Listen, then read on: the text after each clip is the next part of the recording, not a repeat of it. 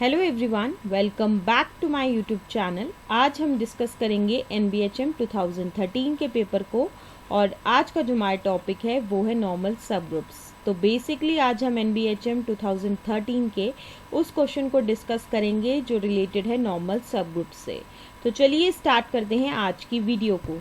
आज का हमारा क्वेश्चन है let G be the group of all invertible 2x2 upper triangular matrices under matrix multiplication.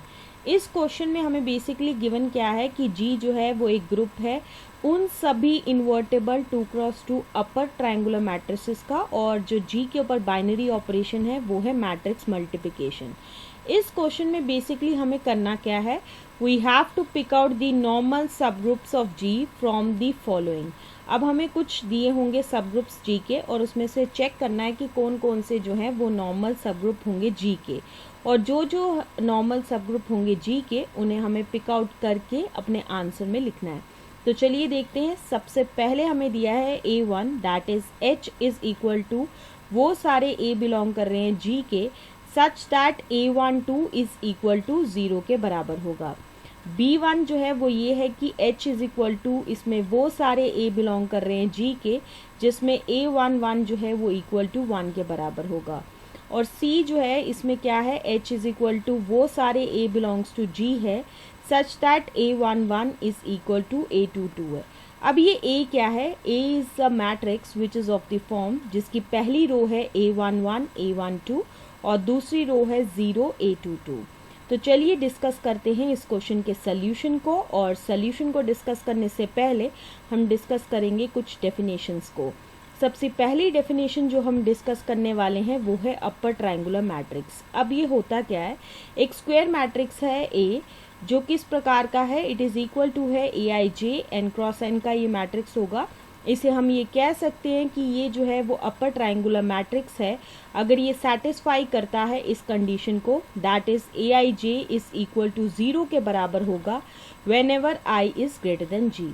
Now there is a note related to upper triangular matrix, और वो ये है कि अगर S जो है यहाँ पे एक ऐसा सेट है जिसमें वो सारे मैट्रिसेस हैं जिसकी फॉर्म है, जिसकी पहली रो कह सकते हो आप होगी A B और दूसरी रो होगी 0 C, जहाँ पे ये A B C जो है वो बिलोंग करेंगे C के अंदर, और ये सेट जो है वो रिप्रेजेंट करेगा सभी अपर ट्रायंगुलर मैट्रिसेस को जिनका ऑर्डर है 2 over the C1। Okay, so this is the definition of upper triangular matrix. Okay, next definition जो हम डिस्कस करने वाले हैं वो है इन्वर्टेबल मैट्रिसेस। इसमें क्या होता है कि A जो है वो एक स्क्वायर मैट्रिक्स है n क्रॉस n का ऑर्डर का, और इसे हम कहेंगे ये जो है वो इन्वर्टेबल मैट्रिक्स है अगर हमें एक और मैट्रिक्स मिल जाए दैट इज B जिसका ऑर्डर जो है वो सेम हो as that of A such that AB is equal to BA के बराबर which is equal to I के बराबर होगा, और जहाँ पे B जो है वो इक्वल टू होगा A इनवर्स के बराबर विच इज इक्वल टू होगा 1 divided by determinant of A into adjoint of A। अब यहाँ पे अगर हम मान के चलेंगे कि A जो है वो एक n क्रॉस n का मैट्रिक्स है जिसकी फॉर्म कुछ ऐसी है कि जिसकी पहली रो होगी A11 A12 so on up to A1n, जिसकी दूसरी रो होगी A21 A22 so on up to A2n, और जिसकी nth रो होगी वो होगी AN1 AN2 so on up to ANn, जहाँ पे एडजॉइंट ऑफ A जो है वो बराबर होगा एक ऐसा मैट्रिक्स जिसकी पहली रो होगी capital A11 capital A21 so on up to capital AN1, जिसकी दूसरी रो होगी capital A12 capital A22 so on up to capital AN2, और जिसकी nth रो होने वाली है capital A1n capital A2n so on up to capital ANn। तो ये होगा एडजॉइंट ऑफ A। तो को फैक्टर ऑफ Aij किसके बराबर होगा, इट इज इक्वल टू होगा capital Aij which is equal to होगा -1 की power I plus j into capital Mij, जहाँ पे minor of Aij is equal to होगा capital Mij which is equal to होगा डिटर्मिनेंट ऑफ ऑर्डर n-1, जिसको हम generally denote करेंगे जब हम छोड़ेंगे ith रो को और jth रो को of the given determinant. Let's take an counter example for that. हम मान के चलेंगे कि A जो है वो एक स्क्वायर मैट्रिक्स है जिसका ऑर्डर 2 है, दैट इज A एक ऐसा मैट्रिक्स है जिसकी फॉर्म ऐसी होगी जिसकी पहली रो होने वाली है AB और दूसरी रो होगी सी डी। और ये क्या है, 2x2 का मैट्रिक्स है जहाँ पे ए बी सी डी जो है वो बिलोंग करेगा सी के अंदर। अगर हमें इसका एडजॉइंट ऑफ ए निकालने को बोला जाए तो वो होगा एक ऐसा मैट्रिक्स जिसकी पहली रो होगी डी माइनस बी और दूसरी रो होगी माइनस सी ए। अब ये एडजॉइंट ऑफ ए कैसे आएगा, जैसा कि हमें ए गिवन है कि एक ऐसा मैट्रिक्स है जिसकी पहली रो है ए बी और दूसरी रो है सी डी के बराबर। अब इसमें A11 क्या है, ए के बराबर है और A22 जो है वो डी के बराबर है। अगर एडजॉइंट ऑफ ए में हमें देखेंगे तो हम क्या करेंगे, इन दोनों को इंटरचेंज करेंगे। तो हमें एडजॉइंट ऑफ ए में जैसा कि आप देख सकते हो कि उसकी पहली रो में पहला एलिमेंट क्या होने वाला है, वो डी के बराबर है और दूसरी रो में दूसरा एलिमेंट जो है वो ए के बराबर है। तो यहाँ से ये चीज़ आती है। और अगर आप देख सकते हो ए मैट्रिक्स में बी जो है वो डिनोट कर रहा है A12 के बराबर और C जो है वो डिनोट कर रहा है A21। इन दोनों की पोजीशंस जो हैं वो सेम रहेंगी in case of adjoint of A, लेकिन सिर्फ एक फ़र्क आएगा कि इन दोनों में नेगेटिव साइन आ जाएगा। जैसा कि आप देख सकते हो एडजॉइंट ऑफ ए की वैल्यू में कि B जो था वो A12 एलिमेंट था A का, लेकिन एडजॉइंट ऑफ ए में उसकी वैल्यू जो है वो माइनस बी के बराबर आ जाएगी। और जैसा कि आप ये भी देख सकते हो कि A21 जो है वो इक्वल टू C के बराबर था और एडजॉइंट ऑफ ए में आप देख सकते हो कि उसकी नेगेटिव वैल्यू आ जाएगी, that is minus of C आएगा। So this is the trick for calculating the adjoint of a matrix जिसका ऑर्डर जो है वो 2 के बराबर है। ओके अब हम आते हैं एक इम्पॉर्टेंट रिजल्ट की तरफ, और रिजल्ट क्या है, the necessary and sufficient condition for a square matrix A to be invertible is that determinant of A is not equal to 0।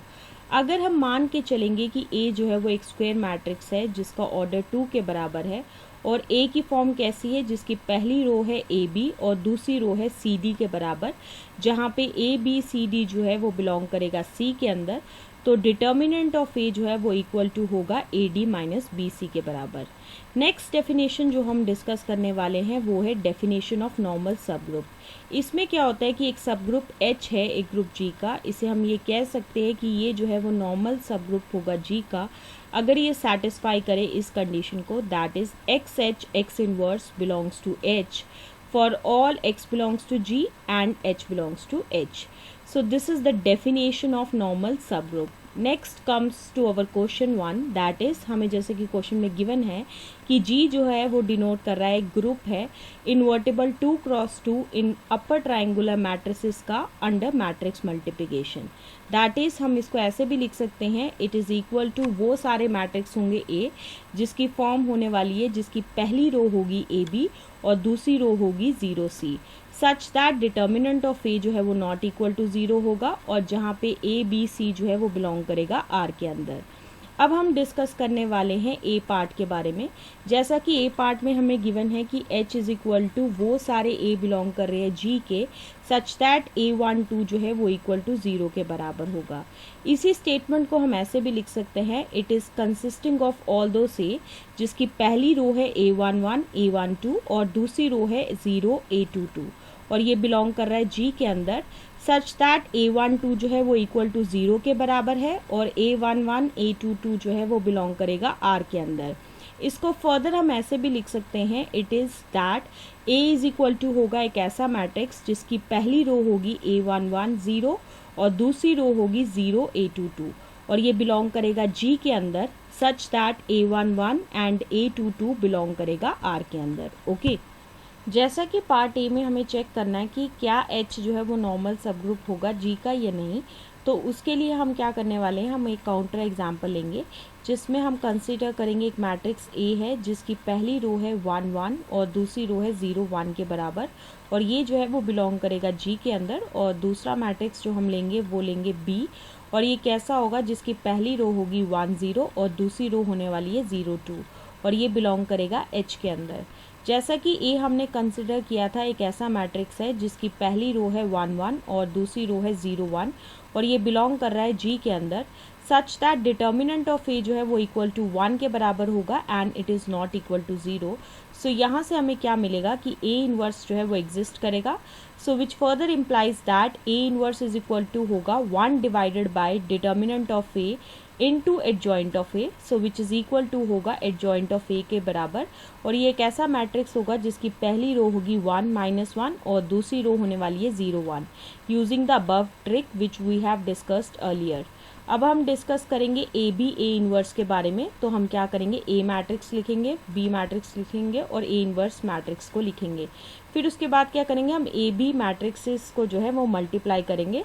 सो हमें एक ऐसा मैट्रिक्स मिलेगा जिसकी ऐसी फॉर्म होगी, या कह सकते हो जिसकी पहली रो होगी 1 2 और दूसरी रो होगी 0 2, और साथ ही साथ ए इनवर्स को एज इट इज़ लिखेंगे। फिर उसके बाद हम क्या करेंगे, इन दोनों मैट्रिसेस को मल्टीप्लाई करेंगे। सो विच इज़ इक्वल टू होगा एक ऐसा मैट्रिक्स जिसकी पहली रो होगी 1 1 और दूसरी रो होगी 0 2 के बराबर।